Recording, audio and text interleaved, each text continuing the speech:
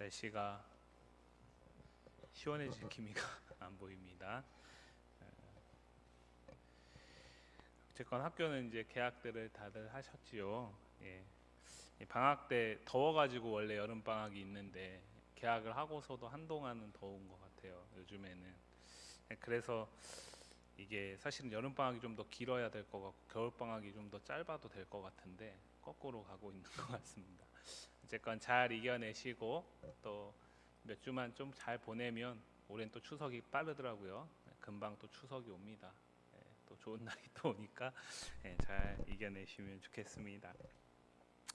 우리가 수련회를 끝난 지가 벌써 이제 2주가 돼 가네요. 그죠? 2주가 지났지요. 2주가 지났고 또 그 가운데서 하나님께서 또 우리에게 또 좋은 분 보내주셔가지고 지난주에는 우리 말레이시아 선교사님을 통해서 또 말씀을 들으면서 여러분들 나름대로 또 도전을 받은 것들이 있을 것이라는 생각이 듭니다. 결국에는 하나님이 그 모든 꿈들을 이뤄 가시는, 하나님이 당신의 사람들을 택하시고 그 부르심 가운데서 하나님의 소원을 이루어 가시는 인큐베이터와 같은 곳이 교회이기 때문에 교회가 무엇인가를 아는 것이 그리스도인에게 있어서는 아주 중요한 문제입니다. 그러니까 우리가 예수를 믿고 죄로부터 구원을 받아서 내가 이제는 하나님 나라에 갈 수 있는 자격을 갖추었다라는 것보다 더 중요한 게 뭐냐면 그 자격을 갖춘 우리에게 하나님 나라를 미리 경험할 수 있고 미리 마치 이렇게 세포를 미리 배양한 다음에 그거를 이제 그러니까 작은 곳에서 배양을 시킨 다음에 그것을 옮겨서 그걸 이제 더 크게 하잖아요. 그런 것처럼 그런 어떤 하나님 나라가 이 세상 가운데서 배양되는 곳이 교회와 같은 곳이다라는 것이 성경의 가르침이거든요. 그렇기 때문에 오늘 우리가 교회에 속해서 예배를 하고 교회 안에서 어떤 활동을 하는 모든 것들은 다 내가 그것이 즐겁고 내가 그것이 기쁜 것도 중요하지만 그것보다 먼저 중요한 게 뭐냐면 이것이 하나님의 기쁨이고 이것이 하나님의 소망이다 라는 사실을 아는 게 아주 중요합니다.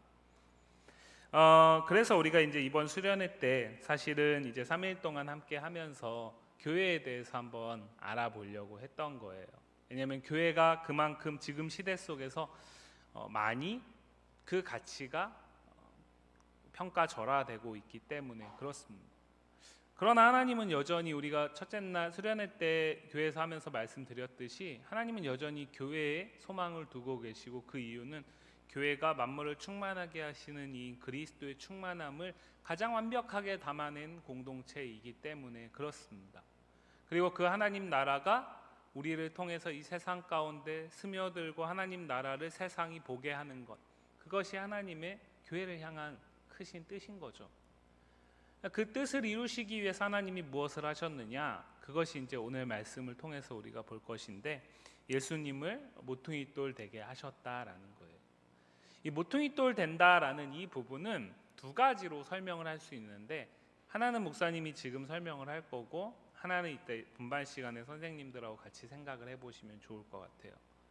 우리나라에서는 건물을 지을 때 어떻게 건물을 짓냐면 이제 이 교회 건너편에 KTX 지나가는 그 건너편에 지금 아파트를 짓고 있잖아요. 목사님이 작년 12월에 처음에 여기 이사 올 때까지만 해도 저희 아내, 저희 아이들 한결같이 했던 얘기가 뭐냐면 야 우리 집 맥세권이다 이랬었어요. 집에서 맥도날드가 보이는 거예요. 집에서 숲이 보이면 숲세권이라 그러거든요. 여기 보이면 역세권이라 그래요. 근데 우리 집 맥도날드가 보이잖아요. 그래서 맥세권이다. 우리 식구들도 다 맥도날드를 좋아하니까. 예. 그렇기 때문에 되게 좋아했어요. 그런데 서서히 안 보이는 거예요. 어느 날 보니까 안 보여요. 그냥 건물만 올라가고 있어요. 그 아파트를 지금 짓고 있는 거죠. 근데 그 과정들을 제가 처음부터 보진 못했지만 처음에는 이게 언제쯤이나 저게 지어질까 하는 생각을 들 만큼 건물이 올라가는 게 안 보였거든요. 근데 어느 순간 건물이 쭉 올라가더라고요. 그 오랜 시간 동안 뭘 하는 겁니까? 건물이 올라가는 그 시간을 맞기까지 든든하게 기초 작업을 하는 거죠. 한국에서는 건물을 지을 때 그렇게 건물을 짓습니다. 그러니까 이 과정을 소홀히 하게 되면은 이제 비바람이 불거나 뭐 갑자기 막 이번에 비와 같은 어제 광주에 비가 떠내려갈 만큼 왔다며요. 목사님 어제 그 시간에 광주에 없었기 때문에 모르는데, 근데 그런 부분들이, 그런 기초 작업을 소홀히 하게 되면 그때 무너지게 되죠. 위험에 처하게 되고. 그러나 그렇지 않으면, 혹시 인터넷을 통해서 본 친구들이 있을지도 모르겠는데 2주 전에 강남에서 비가 엄청 와가지고 거의 그 해수욕장처럼 이렇게 떠내려가는 그런 모습들 보셨죠? 근데 거기 보면은 용자가 한 명이 용자 건물이 하나 있어요. 이 건물은 비가 옆에 하고 비가 역에서 솟구치고 이러는데 비가 들어가지 않아요. 주인은 그 안에서 느긋하게 쳐다보고 있어요. 마치 남일인 것처럼. 인터넷에 나왔거든요. 근데 그 사람들이 그래도 이 사람이 이렇게 할 수 있을 만큼 자기 건물을 그렇게 지키려고, 그러니까 수방 시설을 잘 한 거죠. 그렇게 할 수 있었던 이유가 있다라는 거죠. 그만큼 자기는 다른 사람들이 건물을 지을 때 소홀히 했던 걸 더 철저하게 했던 부분들이 있는 겁니다. 그러니까 위기 상황이 찾아오니까 그 진가가 드러나는 거죠. 건물 짓는 거 마찬가지입니다. 우리나라에서 건물을 지을 때 기초 작업하는 거 되게 지난하죠. 보이지 않습니다. 그거 대충 한다 그래서 문제되지 않아요. 표면적으로 보면. 그러나 위기 상황이 찾아오게 되면, 작년에 우리가 광주에서 그 뉴스케어 있는 데서 비극적인 사건을 만났잖아요. 그죠? 그런 것처럼 표면적으로 보이기엔 별 문제되지 않지만 지켜야 할 것들을 지켜내지 않으면 결정적인 순간에 문제가 터지는 거죠. 그리고 그때 비로소 이걸 했었어야 돼 라는 얘기들이 나오는 거죠. 마치 소잃고 외양간 고치는 것처럼. 근데 이 에베소서의 배경이 되는, 에베소 교회의 배경이 되는 그 고대 그리스 로마의 문화에서 건물을 지을 때는 우리나라에서 이 기초 작업을 하는 그것과 같은 방식으로 무엇을 하냐면, 첫 번째로 모퉁이돌을 선택을 합니다. 모퉁이돌을 어떻게 선택하느냐에 따라서 이 건물의 튼튼함 그리고 내구성이 결정이 나요. 근데 제가 아까 두 가지가 있다 그랬죠. 이것에 대한 설명이. 근데 하나의 설명은 뭐냐면, 모퉁이돌을 말 그대로 해석하면 뭐예요? 모퉁이에 두는 돌이잖아요. 그러니까 모퉁이돌을 하나를 선택해가지고 여기다 딱 모퉁이에 박는 겁니다. 세우는 겁니다. 그럼 이 모퉁이에 모퉁이돌을 세워놓으면 그 다음에 이것을 시작으로 해서 옆으로 연결시켜 나가는 거예요. 나중에 여러분들 고대 그리스나 터키나 아테네 이쪽에 한번 가실 일이 있으면 가보세요. 터키는 앞으로 가기가 쉽진 않을 것 같아요. 근데 아테네는 가실 수 있을 거예요. 가보시면 그 아테네에 있는 건물들 보면 되게 원형으로 돼 있는 건물들이 많습니다. 그리고 이게 끽해봐야 3층 높이 이상을 넘지 못해요. 왜냐하면 걔네들은 건물을 지을 때 모퉁이돌을 선택을 하는 걸 통해서 시작하고 그 다음에 연결을 하기 때문에 이것이 연결돼서 딱 만나게 될 때 1층이 완성이 되는 거죠. 단층이. 그렇게 짓다 보면 모퉁이돌을 아주 63층 높이의 모퉁이돌을 선택하지 않는 이상은 고층 건물은 못 짓는 거예요. 그러니까 아주 세밀하고 신중하게 선택을 잘 해야 하고, 그것을 조금 크고 높은 걸 선택을 하게 되면 2층 정도까지 지을 수 있는 거죠. 그런데 이 모퉁이돌을 선택하는 과정을 우리가 기초 작업을 소홀히 대충 해서 하는 것처럼 그냥 지나가다가 어느 돌 하나 딱 갖다가 놓으면 처음에는 이것을 연결할 때 문제되지 않죠. 그러나 연결되는 개수가 많아질수록 이 모퉁이돌이 감당해야 될 무게가 늘어나게 되잖아요. 그런데 그 무게를 넘어섰어요. 고등학교 친구들은 아는 표현이죠. 역치를 넘어섰단 말이죠. 그러면 어떻게 됩니까?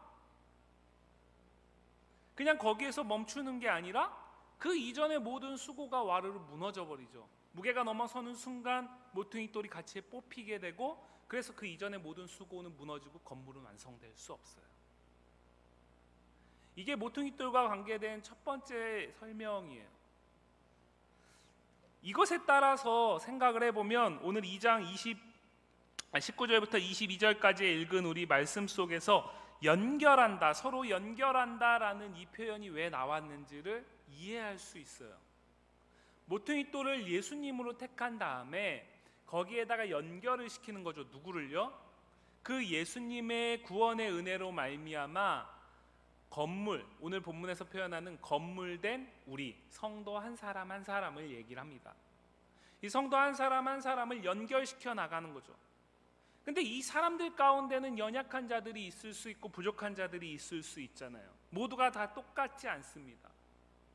여러분들, 우리가 잘 많이 듣는 표현 가운데 하나가 그거잖아요. 우리는 서로 하나가 돼야 돼. 그죠? 교회에서뿐만 아니라 밖에서도, 교회 밖에서도 요즘에 제일 많이 나오는 얘기가 그 얘기예요. 뒤집어 얘기하면 그만큼 지금 시대는 다양한 사회이기 때문에 그래요. 사람들은 이렇게 생각해요. 하나가 되려면 생각과 모든 것이 다 똑같아야 된다라고 생각을 하죠. 그러나 성경은 우리가 하나가 되어야 된다라는 얘기를 하면서 무엇을 얘기하냐면, 같을 수 없었던 그 이유를 예수님이 해결하셨기 때문에 그 안에서 우리는 하나가 될 수 있다라는 얘기를 하는 거죠. 교회가 세상에 있는 다른 공동체와 다른 이유가 바로 거기에 있습니다. 세상에 있는 다른 공동체는 자신들의 견해, 자신들의 생각, 자신들의 주장, 자신들의 이익관계를 통해서 시작이 됩니다. 여러분들, 부모님들 가운데 혹시 있을지 몰라요? 개 하시는 분들이 있을지 몰라요? 개라는 게 있는데 그게 뭐냐면 어떤 목적을 가지고 시작하는 거예요. 같은 목적을 가지고. 가령 이런 여행계, 그러면은 코로나 3년 동안 코로나 상황 속에서 외국에 나가지 못한 것에 대한 너무나 큰 안타까움이 있는 거죠. 그런데 외국에 나가려면, 유럽 정도 가려면 사실은 당장 내가 가진 돈 가지고는 어렵잖아요. 우리가 그렇게 부자가 아니기 때문에. 그죠? 그렇기 때문에 월 얼마씩은 모아야, 그걸 잘 모아놔야 갈 수 있는 거잖아요. 저축을 해놔야. 근데 그거를 내가 어느 순간에 그런 어떤 막연한 저축을 해야 된다는 것만 갖고서는 모으기가 또 어려워요. 쓸 일이 막 생기잖아요. 그래서 떼어놓는 거죠. 적금하듯이. 나는 3년 후에 유럽을 가겠다. 그래 따져보니까 한 1,000만 원 정도가 필요하다. 가서 한 2, 3주 체류하려면 1,000만 원 정도가 필요하다. 그러면은 따져보면은 3년이면은 달에 30만 원 정도면 되겠다. 그러면 30만 원을 매일 모으는 거죠. 근데 나 혼자 하면 그게 또 어려우니까 같은 생각을 가진 사람들을 찾는 거예요. 주로 이제 내 가족과 지인들 가운데 있겠지만 찾는 거죠. 그래가지고 그것을 모읍니다. 모아요. 그런데 그것이 어느 순간 여행을 딱 갔다 오고 나면 그것은 끝나버리는 거죠. 더 이상 유지되지 않는 거죠. 목적이 끝나니까. 그 모임을 시작한 이유가 끝났으니까. 그러니까 시작이 어떻게 되느냐에 따라서 세상에서는 그 시작의 목적에 따라서, 자신들의 목적에 따라서 세상에 있는 공동체는 시작되고 이루어지고 끝난단 말이죠. 그러나 교회라는 공동체는 그렇지가 않아요. 성경은 교회의 시작은 예수님이라고 얘기를 하는 거죠. 그건 우리가 수련회 첫째 날 에베소서 1장 말씀을 통해서도 함께 봤던 이야기예요. 그리고 그거는 에베소서 1장부터 6장까지 계속 사실은 나오는 얘기입니다. 교회의 시작이 예수님이고 나머진 너네가 알아서 해, 이 얘기가 아니라 시작을 내가 모퉁이 돌로 내가 시작을 했으니까 거기에 연결돼서 서로 하나 되는 것, 그것에 힘쓰라는 얘기를 하는 거예요. 이제 너희가 스스로 하라는 얘기가 아니라 그건 역시도 모퉁이 돌 땐 내가 그것을 이루어갈 수 있도록 함께 하겠다라는 얘기를 하는 거죠. 그래서 오늘 19절부터 22절 말씀 함께 읽은 말씀을 보면 19절 보시면 그러므로 이제부터라는 얘기로 시작을 하는 거죠.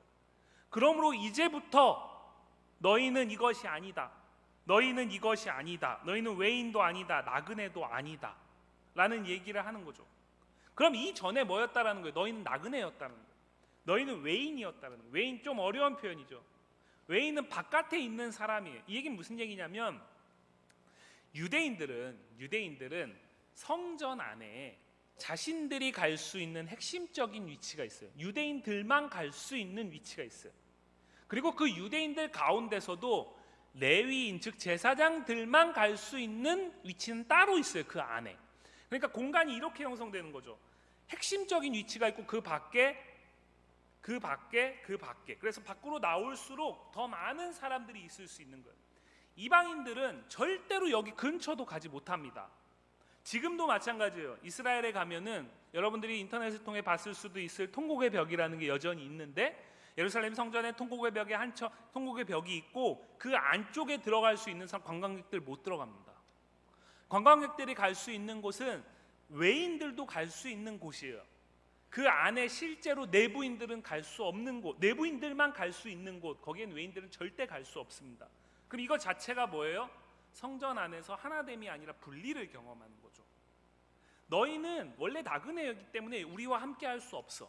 너희는 원래 외인이기 때문에 우리와 함께 할 수 없어. 남자가 세상의 중심이라고 생각하는 사람들은 여자를 되게 소홀하게 가볍게 여기잖아요. 반대로 여자가 세상의 중심이라고 생각하는 사람들은 남자를 되게 가볍게 여깁니다. 그래서 그 사람들은 함께 한다라는 생각보다 적대적인 생각을 훨씬 많이 합니다. 그렇죠? 서로 적대적입니다. 왜요? 우리는 다르기 때문에. 너넨 우리보다 열등하고 우리는 다르기 때문에. 젊은이들은 어르신들을 되게 가볍게 여깁니다. 한국 사회 안에서 특히 더 많이 드러나고 있고 그것이 세대 갈등이라는 걸로 나타나죠. 그러나 또 어르신들 보기에는 젊은이들이 또 한없이 너무나 부족해 보입니다. 그 둘은 서로 하나 될 수가 없어 보입니다. 그러면 결국에 남는 게 뭐예요? 갈등밖에 없는 거죠. 서로 적대하는 거예요. 사사건건 거는 거죠. 그래서 여러분들 가운데 관심이 있는 친구들은 봤을 수도 있는데 2주 전인가 3주 전에 우리 교회 주보의 칼럼에 교회는 그런 곳이 아니다라는 얘기로 원로 목사님이 쓰신 글이 있어요. 시대는 그래요. 시대는 서로 하나 될 수 없는 수없이 많은 이유 때문에 찢어지고 갈라집니다. 그래서 갈등이 증폭되죠. 남자와 여자 사이에, 노인과 젊은이 사이에, 그리고 지역과 지역 사이에 이념으로 인해서 여러 가지 이유로 갈라집니다. 그래서 하나 될 수 없어요. 그런데 이 생각이 교회 안에도 많이 들어와 있어요. 그래서 교회 안에서도 우리가 하나 될 수 없는 수없이 많은 이유 때문에 그냥 그대로 교회로 그냥 그래도 모이는 거 이것만으로 만족하는 경우가 정말 많습니다. 그런데 오늘 성경은 뭐라고 얘기하는 거냐면 그리스도 안에서 너희가 과거에는 하나 될 수 없었던 수없이 많은 이유들이 있는데 오늘 19절 말씀 보시면 이렇게 얘기하죠. 이제부터 너희는 외인도 아니요 나그네도 아니다. 신분이 바뀌었다라는 거예요. 예수 그리스도 안에서 신분이 바뀌었다라는 거예요. 위치가 바뀌었다라는 거죠. 뭐로 바뀌었냐? 이제는 남자도 아니고 여자도 아니다. 어르신도 아니고 젊은이도 아니다. 자유주의자, 사회주의자, 여러 가지 다른 그 어떤 것들을 규정하는 많은 개념들이 있고 말이 있는데 그것으로 너희 설명하지 않고 이제는 무엇이냐? 너나 나나 똑같이 우리는 다 성도다. 특별히 동일하다라는 표현을 넣고 있죠. 이 얘기 왜 할까요? 다르기 때문에 하나 될 수 없다라는 얘기 이제 멈추라는 거예요. 너희가 다를 수밖에 없었던 수없이 많은 이유들이 있는데 그거 멈추라는 거죠. 왜? 이제 내가 그리스도를 통해서 너희를 동일하게 묶었기 때문이라는 거예요. 그러면 우리가 이제 완전히 다 똑같아졌다라는 얘기냐? 그 얘기는 아니죠. 왜냐하면 우리의 생각은 여전히 다를 수 있어요. 다양하잖아요. 우리의 삶의 가치관, 내가 추구하는 삶의 목적, 방향 일치되고 똑같지 않을 수 있습니다. 다릅니다. 다만 그 다름보다 같게 하시는 예수님 때문에 교회는 한 몸을, 하나 된 공동체를 이룰 수 있다라는 이 사실을 기억하라는 거예요. 조금 더 실제적으로 얘기하면 이런 얘기죠. 교회 공동체 안에서 어떤 친구들은 되게 외향적이에요. 그래서 MBTI로 설명을 하면 E의 성향이 막 거의 이쪽에 오른쪽에 끝에 가 있는 사람이 있을 수 있어요. I라고는 찾아볼 수 없는 사람이 있을 수 있어요. 그 주변에 가면 시끄럽고 그 주변에 가면은 늘 활기차지만 저와 같은 I가 끝에 가 있는 내가 가 있기에는 너무나 힘든 곳. 근데 교회는 I도 있고 E도 있잖아요. 근데 E가 보기에는 I는 참 소극적이고 왜 그렇게 저렇게 참여하지 않을까? 참 안타깝다. 그렇게 권면하다 어느 순간 지칠 수 있죠. 그러나 I가 보기에는 왜 우리는 시끄럽고 가벼울까라는 생각을 할 수 있죠. 조금 더 진지할 수 있고 조금 더 사려 깊을 수 있잖아요. 고민할 수 있잖아요. 근데 E한테는 이것보다 더 중요한 게 있는 거죠. 그러니까 이것이 서로의 틀림의 문제가 아니라 다름의 문제라는 거죠. 다름의 문제이기 때문에 그것을 주목할 때 우리는 하나 될 수 없지만 그러나 그 다름을 넘어서는 동일한 성도, 시민, 권속, 가족입니다. 가족 삼으신 그 그리스도 안에서 교회는 하나 될 수 있다는 거예요. 여러분들 부모님하고 여러분들하고 모든 것이 똑같아서 가족을 이루는 게 아니잖아요. 그죠? 여러분들이 부모님하고 여러분들이 가족이라는 공동체 안에서 하나로 묶일 수 있는 이유는 뭡니까? 그 끊을 수 없는 핏줄 때문이잖아요. 그 같은 거 하나 때문에 가족을 이루는 거잖아요. 서로 생각과 모든 것이 다 동일하기 때문에 가족을 이루는 게 아니라요. 다른 것들이 많이 있고 가족 안에서도 부모님하고 세대 갈등이 있잖아요, 요즘엔. 그러나 그 다름보다 그 끊을 수 없는 끈끈한 같은 핏줄 때문에 가족이라는 공동체는 유지되는 거예요. 마찬가지로 교회라는 공동체가 권속, 가족일 수 있는 이유는 뭐냐면 우리 안에 누구의 피가 흘러요? 그리스도의 피가 흐르기 때문인 거죠. 그 그리스도의 피가 흐르기 때문에 우리는 가족이라는 얘기를 할 수 있는 거예요. 그러면 중요한 건 뭡니까? 내가 내 안에 그리스도의 피가 흐르는 사람인가? 즉 내 정체성을 생각해 봐야 하는데, 그런데 그것에 대해서는 그리스도께서, 예수님께서 선언하셨다라는 거죠. 우리가 예수 그리스도를 믿을 때에 그 그리스도의 십자가의 보혈의 은혜가 우리를 구원했을 뿐만 아니라 그 피로 말미암아 우리는 지금도 그 피의 은혜를 따라서, 능력을 따라서 죄 사함을 받고 죄 없다라고 인정함을 받는 성도가 되었다라는 거죠. 오늘 그 표현을 12장 19절부터 22절까지의 말씀에서는 19절에서는 성도, 시민, 권속이라는 표현을 쓰고 21절 말씀에서는 건물이라는 표현을 쓰고 22절 말씀에서는 처소라는 표현을 쓰는 겁니다. 즉 우리는 서로 달라서 하나 될 수 없었던 수없이 많은 이유들을 이제는 그리스도가 극복시키셨다라는 거예요. 그런데 그분은 나의 신분을 바꾼 것에서 끝나지 않고 이제는 그 하나 되길 원하시는 당신의 꿈이신 하나의 공동체, 한 몸 공동체를 이루게 하기 위해서 친히 무엇이 되셨다? 모퉁이 돌이 되셨다라는 얘기를 하는 겁니다. 자, 아까 제가 서두에 말씀드릴 때 모퉁이 돌 대신 예수 그리스도 그 설명을 드릴 때 모퉁이 돌을 그냥 대충 지나가다가 귀찮아가지고 아무거나 갖다 꽂으면 어떻게 된다고요?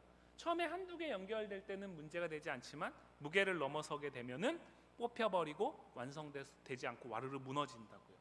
자, 그런데 모퉁이 돌이 예수님이라는 얘기는 무슨 얘기일까요? 모퉁이 돌이 예수님이 되신다라는 얘기는 이분이 문제가 생겨서 교회라는 공동체가 하나 되지 못하는 일은 생기지 않는다라는 얘기를 하는 거죠. 왜요? 이분은 완전하신 하나님이시니까요. 이분은 전능하신 하나님이시니까요. 이분은 전지하신 하나님이시고 안 계신 곳이 없는 하나님이시니까요. 이분은 신실하시고요. 이분은 그것을 위해서 친히 모퉁이 돌이 되신 우리의 하나님이신 예수님이시니까요. 그렇기 때문에 이분에게 문제가 안 생기는 거예요. 그러면은 모퉁이 돌에 문제가 생기지 않는데 하나를 이루지 못한다. 그럼 그 이유는 어디에 있을까요? 이 안에 있는 거죠. 이 안에 있는 거예요. 그런데 예수님은 뭐라고 얘기하냐면 모퉁이 돌 대신 당신 안에 연결만 되라는 거예요. 연결만 되라는 거예요. 그러면 하나 되게 하는 건 내가 하겠다라는 얘기를 하는 겁니다.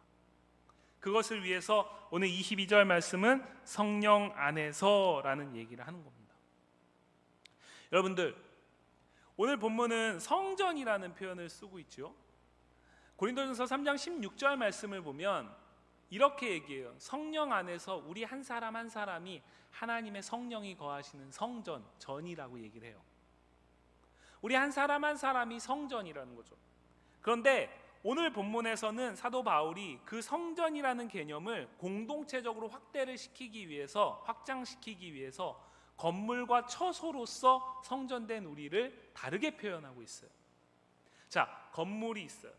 그 건물이 혼자 존재하는 것보다 서로 연결되어서 더 완전하고 더 장대하고 더 광대한 새로운 건물을 이룰 수 있죠. 그것을 얘기를 하는 거예요. 즉 하나님의 성전의 영광은 어디에 있느냐? 성전된 한 사람 한 사람의 성도가 서로 성령 안에서 연결되고 결합되어서 한 몸을 이루는 애씀에 있다라는 겁니다. 하나님의 뜻은, 하나님의 소망은 거기에 있다라는 거예요. 오늘 본문은 그 얘기를 하고 있어요. 그러므로 이제부터 너희는 외인도 아니다, 나그네도 아니다. 너희에게 나는 성도 되게 했고 너희를 그리스도 안에서 동일한 시민 삼았고 그래서 우리 모두는 하나님의 가족이다. 너희는 사도들과 선지자들의 터 위에 세우심을 입었다. 마태복음 16장 16절, 17절, 18절에 보면 예수님께서 제자들에게 묻잖아요. 그 당시에 많은 사람들은 예수님이 누구신지에 대해서 나름대로의 생각을 갖고 있었어요. 그분은 엄청난 능력을 행하셨기 때문에 구약의 그 갈멜산에서 우상 거짓 선지자들과 서로 맞짱 떠가지고 이겼던 엘리야와 같은 그런 위대한 능력을 가진 분이시다. 아니면은 그들이 생각하는 선지자의 대표인 예레미야와 같은 사람이다. 수없이 많은 생각들이 있었어요. 그 얘기를 제자들이 예수님에게 전해줬습니다. 그러고 나서 예수님이 제자들한테 물었어요. 그렇구나, 너네는 날 누구라고 생각하냐? 그리고 거기에 대해서 베드로가 이렇게 얘기했어요. 주는 그리스도시요 살아계신 하나님의 아들이십니다. 그러니까 예수님이 그 신앙 고백을 듣고서 베드로를 칭찬합니다. 그런데 거기에서 그치지 않고 너의 그 신앙 고백 위에 내가 교회를 세우겠다라고 말씀하세요. 오늘 사도 바울은 그 얘기를 하는 거예요. 너희가 사도들과 선지자들의 터 위에 세우심을 입었다라는 얘기는 다른 얘기가 아니라 바로 그 신앙 고백 위에 서 있다라는 거죠. 여러분들, 저와 여러분, 우리 이 자리에 있는 우리 모두가 다 다릅니다. 성별이 다르고요, 생각이 다르고요, 중요하게 생각하고 살아가는 삶의 가치들이 다릅니다. 그리고 하루를 살아가는 삶의 방식들도 다르죠. 꿈꿔가는 미래들도 다릅니다. 어쩌면 하나도 똑같은 게 없을지 모릅니다. 그러나 같은 것이 있다라는 거죠. 그 같은 게 무엇이냐? 내가 예수님을 믿는다라는 것, 내가 그분을 나의 주시고 그리스도시고 지금도 살아서 나와 함께 하시는 하나님이라는 사실을 믿는 것, 그건 같다라는 거죠. 신앙의 수준은 다르고 이해도는 다를 수 있지만 이 사실은 같다라는 거죠. 더 쉽게 얘기하면 예수님을 믿는다라는 건 같다라는 거죠. 그렇기 때문에 그리스도 예수께서 친히 모퉁이 돌이 되셔서 그렇게 연약하고 부족한 우리와 함께 연결되기를 원하신다라는 거예요. 우리가 완전하기 때문에, 우리가 완벽하기 때문이 아니라. 여러분들, 세상에서 여러분들이 어떤 조직을 만들어가고 공동체를 이뤄갈 때 여러분들이 생각하는 그 기준들이 있잖아요. 그 기준에 미치지 못하면 함께 못 가잖아요. 배제시켜버리잖아요. 도태시켜버리죠. 그리고 세상이라는 공동체 자체가, 세상 자체가 그 자신들이 생각하는 그 어느 정도의 수준에 미치지 못하면 마치 우리가 학교에서 배우는 진화에서 적자 생존, 약육강식을 이야기하는 것처럼 거기에 적응하지 못한 사람은 도태되는 걸 당연하게 생각하잖아요. 교회라는 공동체는 그렇지 않다라는 거예요. 교회는 그렇기 때문에 누구라도 올 수 있는 것이죠. 교회는 그렇기 때문에 누구라도 한 몸을 이룰 수 있는 곳이죠. 딱 하나만 같으면, 예수님을 믿는다라는 사실만 같으면. 이 사실이 아주 중요해요. 현대교회는 이걸 잃어가고 있어요. 그렇기 때문에 현대교회 안에서는 예수님을 믿는다라는 사실만 갖고 머물기엔 너무 힘들어요. 우리 교회는 그래도 괜찮아요. 우리 교회는 그래도 괜찮아요. 예준이가 많이 고생하면서 지금 2주째, 이제 지난주부터 예배를 함께 하고 있잖아요. 다치기 전에는 교회 오는 게 너무나 수월하고 편했잖아요. 근데 목발 짚고 올라오고 와서 예배한다라는 게 보통 각오가 아니면 어렵죠. 어떻습니까? 그렇죠? 어렵죠. 어려워요. 세상은 건강하고 어떤 의미에서는 자신들이 생각하는 그 기준, 평범함의 그 기준에 맞춰져 있는 사람들에게 맞춰져 있기 때문에 그래요. 근데 성경에서 보면은 교회는 모든 사람의 이웃이어야 하고 누구나 올 수 있는 곳이어야 한다라고 분명하게 말하거든요. 그래서 오히려 약하고 소외되고 교회라는 공동체 안에 왔을 때 교회의 깨끗함을 더럽힐 만한 사람들이 오히려 교회에 더 필요하다라고 얘기를 해요. 요한복음 8장에 보면 예수님께 유대인들이, 종교 지도자들이, 바리새인들이 현장에서 간음하다 잡힌 여인을 데리고 왔습니다. 그리고 이 사람 어떻게 할 거냐고 예수님한테 물어봐요. 이유를 몰라서 물어본 게 아니에요. 자신들이 알고 있었던 구약의 법에 따르면 이 사람 어떻게 해야 되냐면 당장 돌 던져서 즉결시켜야 돼요. 왜냐하면 유대인 공동체의 거룩함을 훼손시킨 더러움이니까요. 핑계할 수 없기 때문에 현장에서 간음하다 잡혔다라는 표현을 쓰는 거예요. 그럼 이 사람은 이유 없이 죽어야 돼요. 죽어야만 공동체의 거룩함을 지킬 수 있어요. 유대인들이 예수님한테 이 여인을 가지고 시험하는 거예요. 당신이 하나님이라며요. 당신이 하나님이 보내신 메시아라며요. 그러면 하나님이 말씀하신 그 율법 잘 알잖아요. 우리 공동체의 거룩함을 위해서 이 여인 어떻게 해야 됩니까? 묻는 거죠. 예수님이 어떻게 하셨어요? 예수님이 글씨를 하나 씁니다. 너희 중에 죄 없는 자가 먼저 돌로 쳐라. 그러니까 그 의기양양했던 사람들이 소리 없이 사라지고 예수님과 여인만 남죠.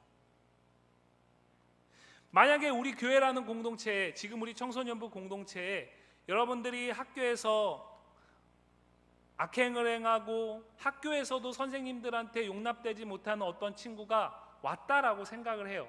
그러면은 그 친구가 우리 교회에 함께함이 여러분들에게 자연스러움일까요? 껄끄러움일까요? 아니면 속으로 함께하지 않았으면 하는 마음을 갖진 않을까요? 육체적인 연약함뿐만 아니라 우리가 사회적인 통념 속에서 절대로 함께할 수 없고, 아, 저 사람이 나하고 함께하면 나까지 더럽혀져라는 생각되는 사람들이 있잖아요. 그런 친구들이 있잖아요. 그런데 오늘 성경이 뭐라고 얘기하는 거냐면, 고상하게 여기서는 지금 배경 가운데서 너희는 외인도 아니다, 즉 유대인과 너희는 다르지 않다라는 얘기를 하는 거지만, 교회 다니는 나와 교회 밖에 있는 저 사람이 예수님을 믿는 믿음 안에서 같다라는 얘기를 하는 거예요. 그래서 그 사람이 예수를 믿음으로 우리 교회 공동체 안에 왔다면 우리는 그 사람과도 한 몸을 이루기를 힘써야 된다라는 얘기를 하는 겁니다. 우리가 나름대로 생각하는, 우리의 생각 속에서 절대로 교회에 와서는 안 될 것 같은 사람, 절대로 예수 믿을 수 없을 것 같은 사람, 아니 솔직히 얘기하면 예수 믿으면 안 될 것 같은 사람, 예수를 믿어서 용서받으면 억울할 것 같은 사람이 있잖아요. 그 사람과 한 몸을 이루라는 얘기를 하는 거예요. 왜요?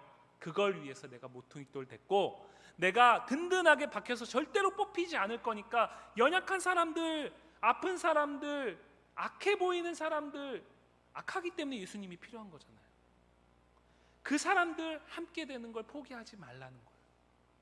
그리고 이따 분반 시간에 선생님들하고 같이 생각하겠지만, 이 개념엔 또 하나 뭐가 있냐면, 내가 아래서 너희를 든든히 다 받쳐줄게 라는 얘기까지 포함이 되는 겁니다. 그러니까 바로 이 같은 것 안에서 힘쓰라는 거죠. 우리 공동체가, 우리 청소년부 공동체가 그런 공동체가 되기를 원하시는 하나님의 마음이 이 말씀 안에 담겨 있어요. 세상은 여러분들에게 달라야 된다라고 얘기해요. 특별해야 된다라고 얘기해요. 내가 먼저 특별해지고 내가 먼저 우월해지고 내가 먼저 뛰어나져야 그 다음에 뭔가를 이룰 수 있다라고 얘기를 해요. 그러나 오늘 성경은 뭐라고 얘기하는 것이냐면, 그것보다 더 중요한 건 무엇이냐? 내가 예수를 믿는 믿음 안에서 오늘 교회라는 공동체를 이루고 그 안에서 하나됨을 이루어 간다면, 이 하나된 하나님 나라 공동체가 세상 가운데 자연스럽게 드러나게 될 것이라는 거죠. 그것을 위해서 뭘 얘기하느냐? 하나되라는 얘기를 하는 겁니다. 힘쓸 수 있기를 원해요. 제가 잘하기 때문에 우리 그렇게 하자라고 말하는 게 아닙니다. 저 많이 연약하죠. 저 많이 부족해요. 아까 잠깐 설교할 때 말했지만 저 아이가 이쪽에 끝에 가 있어요. 아무리 MBTI 검사를 해도 중간에 근처도 오지 않는 게 I라는 그거더라고요. 내향성. 끝에 가 있어요. 어떤 사람은 반반, 어떤 때는 E, 어떤 때는 I 이렇게 나온다고 하는데 저는 바뀌질 않아요. 엄청 소심해요. A형이 3개짜리예요. 그러니까 제가 여러분들에게 말을 건다라는 것은 정말 생각하고 고민하고, 내가 혹여라도 실수하지 않을까, 내가 이 친구의 이름을 정말 정확히 알 때에만 이름을 불러줘요. 혹여라도 실수할까 봐. 근데 수련회를 거치면서 이제 한 60%까지는 알 것 같아. 아직도. 근데 부장님 아시잖아요. 입구에서 제가 물어보잖아요. 쟤는 누군가요? 물어보잖아요. 그런 사람이에요. 제가 완벽하기 때문에 여러분들과 하나를 이루자라고 얘기하는 게 아니에요. 저를 완벽하게 세워가신, 완벽하게 인정해 주시는 그리스도 때문인 거예요. 그러면 우리 안에 그리스도가 다 함께 하고 있잖아요. 그렇기 때문에 우리는 원해야 되는 거예요. 우리는 그걸 위해서 함께 힘쓰고 기도해야 되는 겁니다. 바라기는 우리 청소년부 공동체가 이 하나님의 꿈을 담은 온전하고 거룩한 교회로 함께 지어져 가기를 간절히 소망합니다. 이 시간